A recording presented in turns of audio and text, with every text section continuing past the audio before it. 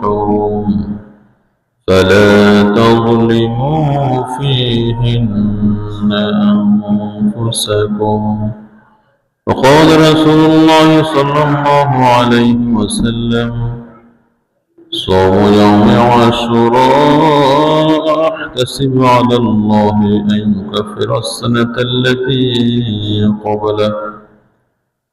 وقال الله تعالى في شأن حبيبه آمرا وخبرا: إن الله وملائكته يصلون على النبي يا أيها الذين آمنوا صلوا عليه وسلموا تسليما. اللهم صل على سيدنا مولانا محمد وعلى آل سيدنا مولانا محمد. بلغ العلا بكماله كشف الدجى بجماله حسنت جميع خصاله. صلوا عليه وآله. محمد سيد الكونين والثقلين والفريقين من عرب ومن عجب. بلغ العلا بكماله كشف الدجى بجماله حسنت جميع خصاله. صلوا عليه وآله. سبحانك لا علم لنا إلا ما علمتنا إنك أنت العليم الحكيم. رب اشرح لي صدري ويسر لي أمري واحلل عقدة من لساني يفقه قولي. معزز محترم حضرات مسلمين الكرام، السلام عليكم ورحمة الله وبركاته। সর্বপ্রথম শুকরিয়া আদায় করছি সেই মহান জাতি পাকের, যিনি আমাদেরকে এই প্রাকৃতিক দুর্যোগের মাঝে বর্ষার দিনে নির্দিষ্ট সময় তারই পবিত্র ঘর জান্নাতের টুকরো মসজিদে এসে দিনে কিছু আলোচনা করার এবং শোনার সেই তৌফিক দান করেছেন। এই জন্য আমরা সমস্যরে কালিমাতে শুকর আদায় করছি, আলহামদুলিল্লাহ।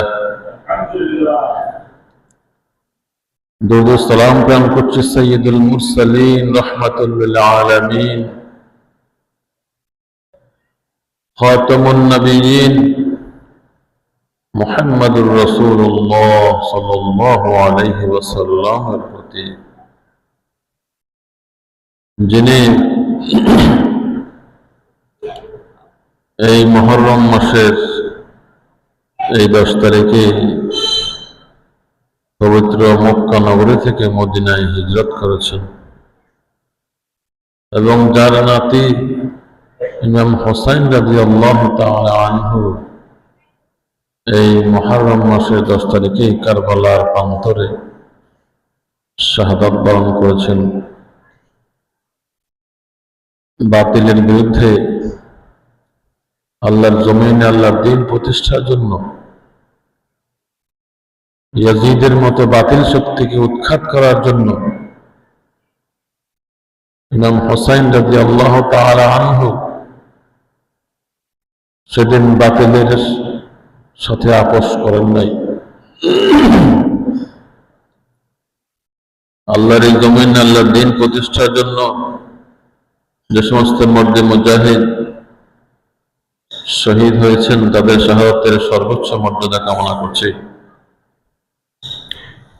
সম্মানিত হাজিরিন, আমরা আরবি যে 12টা মাস রয়েছে, এই 12টা মাসের আরবি সনের প্রথম মাস। আজকে মুহররমের 2 তারিখ। গতকালে আমরা আরবি নববর্ষে উপনীত হয়েছি। 1447 সালে আমরা উপনীত হয়েছি। আল্লাহ রাব্বুল আলামিন কালামুল্লাহ মাজিদে আরবি মাস যে 12টি, সে বিষয়ে তিনি আমাদেরকে ইঙ্গিত দিয়েছেন। আল্লাহ রাব্বুল আলামিন বলছেন, ইন্না ইদ্দাতাশ শুহুরি ইনদাল্লাহি 12 শাহরান ফি কিতাবিল্লাহ ইয়াওমা খালাকাস সামাওয়াতি ওয়াল আরদ। আসমান এবং জমিন যেদিন আল্লাহ রাব্বুল আলামিন সৃষ্টি করেছেন, সেদিনই তিনি আরবি মাসের সংখ্যা 12টি নির্ধারণ করে দিয়েছেন। মিনহা আরবাআতুন হুরুম, তার মধ্যে 4টি মাস হচ্ছে সম্মানিত। ফালা তাযলিমু ফীহিন্না আনফুসাকুম, সুতরাং এই 4টি সম্মানিত মাসে তোমরা তোমাদের নিজেদের নফসের উপরে জুলুম করিও না। গুনার কাজ করে, আল্লাহর নাফরমানি করে তোমরা এই 4টি মাসে নিজেদের নফসের উপরে জুলুম করে আল্লাহর নাফরমানি করিও না। তাহলে এই 4টি মাস কোরআনুল কারীমে কিন্তু মাসের নামগুলো উল্লেখ হয় নাই। হাদিসে রাসূলুল্লাহ সাল্লাল্লাহু আলাইহি ওয়াসাল্লাম সেই 4টি মাসের বিষয়ে তিনি আমাদেরকে বর্ণনা করেছেন। قال صلى الله عليه وسلم السنة 12 شهرا, বছরে হচ্ছে 12টি মাস। মিনহা আরবাআতুন হুরুম, তার মধ্যে 4টি হচ্ছে সম্মানিত। সালাসাতুন মুতাওয়ালিয়াত, তার মধ্যে 3টি মাস হচ্ছে ধারাবাহিক। যুলকাদা ও যুলহিজ্জা ও মুহররম, জিলকদ, জিলহজ এবং মুহররম, এই 3টা মাস একাধারে। আর 4র্থ মাসটি হচ্ছে রজব, আর রজবটা হচ্ছে বাইনা জুমাদা ওয়া শাবান। এই 2 মাসের মাঝখানে হচ্ছে রজব। তাহলে সম্মানিত মাস হচ্ছে জিলকদ, জিলহজ, মুহররম এবং রজব। এই 4টি মাস হচ্ছে সম্মানিত। এই 4টি মাসে, বিশেষ করে এই মুহররম মাসে আমরা বেশি বেশি করে আল্লাহ রাব্বুল আলামিনের দরবারে ইস্তেগফার করব। আমাদের নিজেদের গুনার কথা স্মরণ করে আমরা আল্লাহর কাছে ক্ষমা চাইব। বেশি বেশি ইস্তেগফার করব, নফল নামাজ পড়ব, জিকির আজকার করব, নফল রোজা রাখবো। আর নফল রোজার মধ্যে 9 তারিখ এবং 10 তারিখ, এই 2 দিন, মুহররমের 9 তারিখ এবং 10 তারিখ, এই 2 দিন রোজার কথা হাদিসে উল্লেখ আছে, অথবা 10 তারিখ এবং 11 তারিখ। 9 তারিখে না পারলে 10, 11, এই 2 দিন রোজা আমরা রেখে দিব। রাসূলুল্লাহ সাল্লাল্লাহু আলাইহি ওয়াসাল্লাম ইরশাদ করেছেন, সাওমু ইয়াউমি আশুরা আহতাসিবু আলাল্লাহি আন ইউকাফিরা আস-সানাতা আল্লাতী ক্বাবলা। আশুরার যে রোজা, এই রোজা আল্লাহ রাব্বুল আলামিনের দরবারে এত মর্যাদাপূর্ণ। যে ব্যক্তি রোজা রাখবে তার বিগত 1 বছরের সকল গুনাহ আল্লাহ রাব্বুল আলামিন ক্ষমা করে দিবেন। সবাই সুবহানাল্লাহ। তাহলে বিগত 1 বছরের গুনাহ আল্লাহ রাব্বুল আলামিন এই আশুরার রোজার ফজিলতে, বরকতে আল্লাহ রাব্বুল আলামিন মাফ করে দিবেন। আর আরাফার দিনের যে রোজা, সেখানে বলা হচ্ছে যে 1 বছর আগের এবং 1 বছর পরের। সেখানে 1 বছর আগে এবং পরে 2 বছরের। আর আশুরার দিনের যে রোজা, এই বিষয়ে হাদিসে আসছে যে 1 বছর আগের 1 বছরের গুনাহ আল্লাহ রাব্বুল আলামিন মাফ করে দেবেন। রাসূলুল্লাহ সাল্লাল্লাহু আলাইহি ওয়াসাল্লাম ইরশাদ করেছেন, আফদালুস সিয়ামি বা'দা রমাদান শাহরুল্লাহিল মুহাররম। রমজানের পরে সবচেয়ে উত্তম রোজা হচ্ছে মুহররম মাসের রোজা। আর এই মুহররম মাসকে শাহরুল্লাহ বলা হয়েছে, আল্লাহর মাস। অন্য সবগুলাও, অন্য 11টাও আল্লাহরই মাস, আল্লাহরই ঘোষিত মাস। তবে এখানে এজাফতে তাজিমি, সম্মানের দিকে এজাফত করা হয়েছে, সম্বন্ধকৃত করা হয়েছে। যেমন বাইতুল্লাহ, বাইতুল্লাহ হচ্ছে আল্লাহর ঘর। অন্য যে সমস্ত মসজিদ রয়েছে সারা বিশ্বে, সেগুলোও আল্লাহর ঘর। তবে বাইতুল্লাহকে নির্দিষ্ট করে এখানে সম্মানিত করার জন্যই বাইতুল্লাহ বলা হয়। আল্লাহ রাব্বুল আলামিন তার কুদরত এবং তার ক্ষমতা সারা সৃষ্টি জগতের উপরে রয়েছে। আল্লাহ রাব্বুল আলামিন আয়াতুল কুরসিতে ইরশাদ করেছেন, ওয়াসিয়া কুরসিয়ুহুস সামাওয়াতি ওয়াল আরদ। আসমান এবং জমিন, এই সমগ্র সাতবক আসমান এবং সাতবক জমিনে আল্লাহ রাব্বুল আলামিনের কুরসি বিস্তৃত হয়েছে। আল্লাহর যে কুরসি আর আরশ এর চেয়ে বড়। সাহারা মরুভূমিতে যদি একটি আংটি রাখা হয়, তাহলে আংটির তুলনায় সাহারা মরুভূমি যত বড় এবং সাহারা মরুভূমির তুলনায় আংটি যত ছোট, আল্লাহ রাব্বুল আলামিনের আরশ এত বড়। আরশটা হচ্ছে মরুভূমির ন্যায়, আর কুরসিটা হচ্ছে আংটির ন্যায়। তাফসীর ইবনে কাসির এই ব্যাখ্যা দেওয়া হয়েছে। সম্মানিত হাজিরিন, আল্লাহ রাব্বুল আলামিন এর চেয়ে বড়। অর্থাৎ একটা ধারণা দেওয়ার জন্য আল্লাহ রাব্বুল আলামিন কত বড় সেই বিষয়ে ধারণা করার মতো সেই জ্ঞান আল্লাহ রাব্বুল আলামিন আমাদেরকে দেন নাই। আল্লাহ রাব্বুল আলামিন তবুও মুফাসসিরিন কেরাম একটি ধারণা দিয়েছেন মাত্র। এই জন্য আমরা এই মাসে আল্লাহ রাব্বুল আলামিনের কাছে ইস্তেগফার করব, বেশি বেশি ক্ষমা চাইব, নফল নামাজ পড়ব, জিকির আজকার করব। আর আমরা দেখতে পাই যে হিজরি মাসটা গণনা হয় মুহররম থেকে। বুখারী শরীফের একটি বর্ণনা এসেছে, আয়েশা রাদিয়াল্লাহু তাআলা আনহা থেকে বর্ণিত, কানা ইয়াউমু আশুরা তাসুমুহু কুরাইশ ফিল জাহিলিয়্যাহ ওয়া কানা রাসূলুল্লাহ সাল্লাল্লাহু আলাইহি ওয়াসাল্লাম ইয়াসুমুহু ফালাম্মা قدিমাল মাদিনাতা সামা ওয়া আমারা বিসিয়ামিহি ফালাম্মা ফুরিদা রমাদানু তুরকা বিয়াউমি আশুরা। আশুরার দিনে কুরাইশরা জাহিলিয়াতের সময় তারাও রোজা রাখত। রাসূল সাল্লাল্লাহু আলাইহি ওয়াসাল্লাম যখন মদিনায় আগমন করলেন, তিনি রোজা রেখেছেন এবং রোজা রাখার জন্য আদেশ করেছেন। এরপরে যখন রমজানের রোজা ফরজ হয়ে গেল, তখন আশুরার রোজাটা সেটা মুস্তাহাব পর্যায়ে চলে গেল। ফামান শাআ সামা ওয়া মান শাআ তারাকা।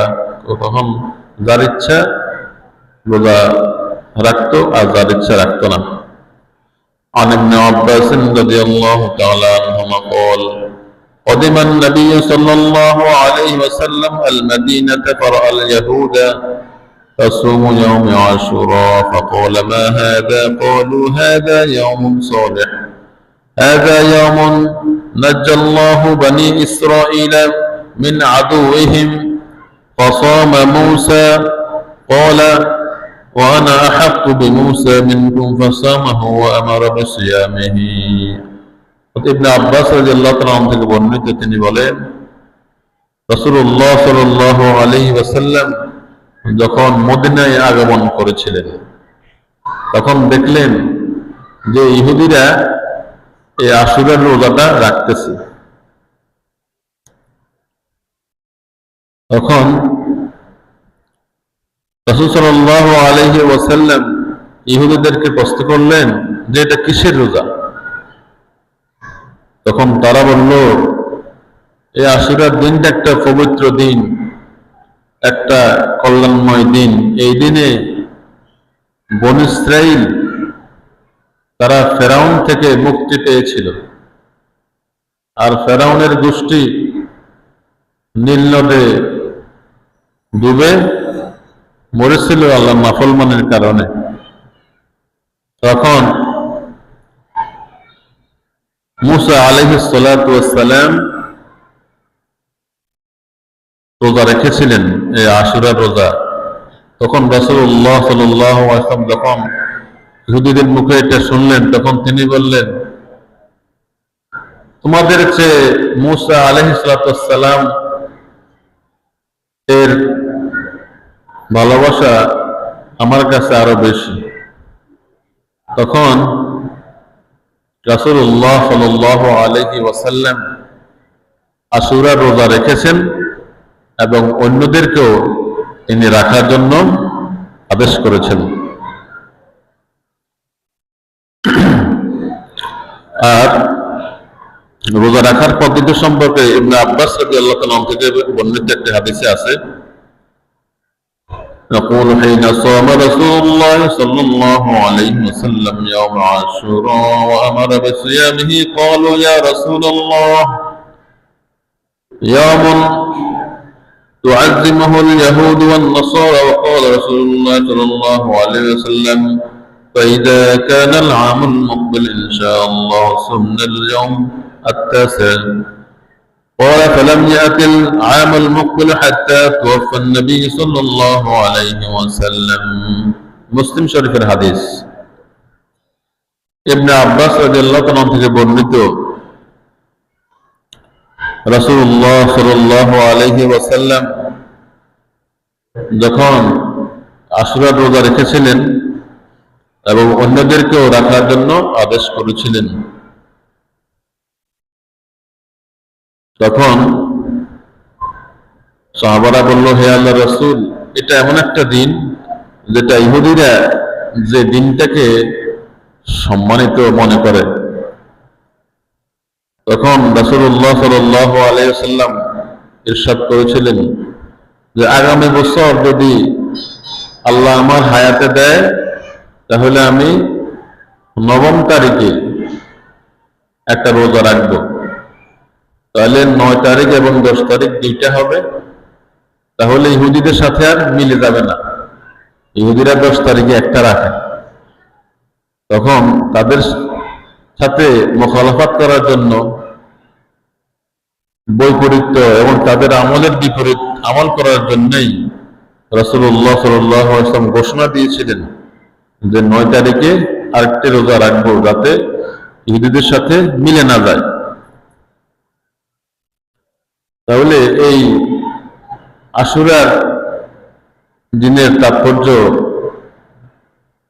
এই দিনে অনেক বিভিন্ন ঘটনা ঘটেছে, অনেক বিস্ময়কর, অনেক কল্যাণকর, মুসলিম উম্মার জন্য অনেক মঙ্গলজনক ঘটনা, অনেক দুঃখজনক ঘটনাও এই আশুরার দিনে রয়েছে।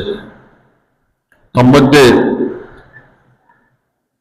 কয়েকটি ঘটনা আমরা এখানে উল্লেখ করতে পারি। এই মুহররম মাসের 10 তারিখে আল্লাহ রাব্বুল আলামিন আসমান, জমিন, পাহাড়, পর্বত এগুলি সৃষ্টি করেছেন। হযরত আদম আলাইহিস সালাতু ওয়াস সালামের সৃষ্টিও এই মুহররম মাসের 10 তারিখে হয়েছে। হযরত নূহ আলাইহিস সালাতু ওয়াস সালাম তিনি মহাপ্লাবন থেকে উদ্ধার হওয়ার পরে যে জুদি পাহাড়ে তার নৌকা গিয়ে থেমেছিল, যেদিন এই পাহাড়ে তারা অবতরণ করেছিলেন সেদিন ছিল মুহররম মাসের 10 তারিখ। হযরত ইব্রাহিম আলাইহিস সালাতু ওয়াস সালাম নমরুদের অগ্নিকুণ্ডে যে শাস্তি দেওয়ার জন্য নমরুদ হযরত ইব্রাহিম আলাইহিস সালাতু ওয়াস সালামকে অগ্নিকুণ্ডে নিক্ষেপ করেছিল, সেই অগ্নিকুণ্ড থেকে যেদিন ইব্রাহিম আলাইহিস সালাতু ওয়াস সালাম মুক্তি পেয়েছিলেন সেদিনও ছিল মুহররম মাসের 10 তারিখ। হযরত আইয়ুব আলাইহিস সালাতু ওয়াস সালাম 18 বছর যাবৎ কুষ্ঠরোগে ভোগার পরে যেদিন আল্লাহ রাব্বুল আলামিন তাকে এই রোগ থেকে মুক্তি দিয়েছিলেন সেদিন ছিল মুহররম মাসের 10 তারিখ। হযরত সুলাইমান আলাইহিস সালাতু ওয়াস সালাম যেদিন আল্লাহ রাব্বুল আলামিন তাকে এই পৃথিবীর রাজত্ব দিয়েছিলেন সেদিন ছিল মুহররম মাসের 10 তারিখ। হযরত ইউনূস আলাইহিস সালাতু ওয়াস সালাম 40 দিন মাছের পেটে ছিলেন, সে 40 দিনের পরে যেদিন তিনি মাছের পেট থেকে মুক্তি পেয়েছিলেন সেই দিনটি ছিল মুহররম মাসের 10 তারিখ। হযরত মূসা আলাইহিস সালাতু ওয়াস সালাম যেদিন পাপিষ্ঠ ফেরাউনের কবল থেকে মুক্তি পেয়েছিলেন এবং ফেরাউন নদীতে ডুবে মরেছিল সেদিন ছিল মুহররম মাসের 10 তারিখ। হযরত ঈসা আলাইহিস সালাতু ওয়াস সালাম যেদিন এই দুনিয়াতে আগমন করেছিলেন, ঈসা আলাইহিস সালাতু ওয়াস সালামের জন্মটাও ছিল একটি আল্লাহ রাব্বুল আলামিনের কুদরত। তিনি পিতা ছাড়াই এই পৃথিবীতে এসেছিলেন, সেই দিন ছিল মুহররমের 10 তারিখ। আর যেদিন হযরত ঈসা আলাইহিস সালাতু ওয়াস সালাম তাকে আল্লাহ রাব্বুল আলামিন তার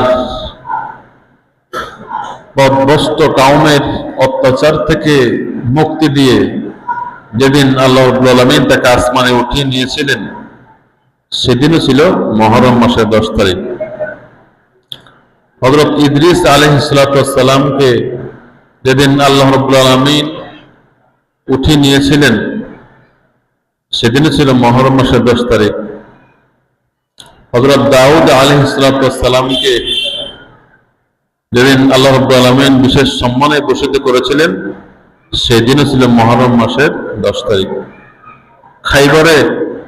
খাইবার বিজয় যে করেছিল মুসলিমরা, সেই খাইবার যেদিন বিজয় হয়েছিল সেই তারিখটাও ছিল মুহররমের 10 তারিখ। কাদেসিয়ার বিজয় এবং মাদায়েনের বিজয়, এই দুটি জিহাদে মুসলিম বাহিনী যে বিজয় লাভ করেছিল সেদিনও ছিল মুহররম মাসের 10 তারিখ। হযরত আদম আলাইহিস সালাতু ওয়াস সালামকে আল্লাহ রাব্বুল আলামিন জান্নাতে দিয়েছিলেন। আল্লাহ রাব্বুল আলামিন যে বলেছিলেন উসকুন আনতা ওয়া যাওজুকাল জান্নাহ, হে আদম আলাইহিস সালাতু ওয়াস সালাম তুমি এবং তোমার স্ত্রী হাওয়া আলাইহিস সালাতু ওয়াস সালাম তোমরা উভয়ে জান্নাতে বসবাস করো। যেদিন জান্নাতে দিয়েছিলেন সেটাও ছিল মুহররম মাসের 10 তারিখ। হযরত আদম আলাইহিস সালাতু ওয়াস সালাম দুনিয়া থেকে জান্নাত থেকে যখন দুনিয়া এসেছিলেন এবং তিনি যে দোয়া পড়ার কারণে আল্লাহ রাব্বুল আলামিন তাকে নাজাত দিয়েছিলেন সেই দোয়াটা হচ্ছে রব্বানা যালামনা আনফুসানা وإن لم تغفر لنا وترحمنا لنكونن من الخاسرين আল্লাহ রাব্বুল আলামিনের দরবারে এই দোয়া করার পরে হযরত আদম আলাইহিস সালামকে আল্লাহ রাব্বুল আলামিন তার যে ভুল করেছিলেন সেই ভুল থেকে তিনি নাজাত দিয়ে হযরত হাওয়া আলাইহিস সালামের সাথে আরাফার ময়দানে যে জাবালে রহমতে তাদের উভয়ের যে সাক্ষাৎ হয়েছিল ওই সাক্ষাতের দিনটাও ছিল মুহররম মাসের 10 তারিখ। সুলাইমান আলাইহিস সালাম জিনেরা হযরত সুলাইমান আলাইহিস সালামের সাথে একটা চক্রান্ত করেছিল। চক্রান্ত করে সে চক্রান্তটা হচ্ছে,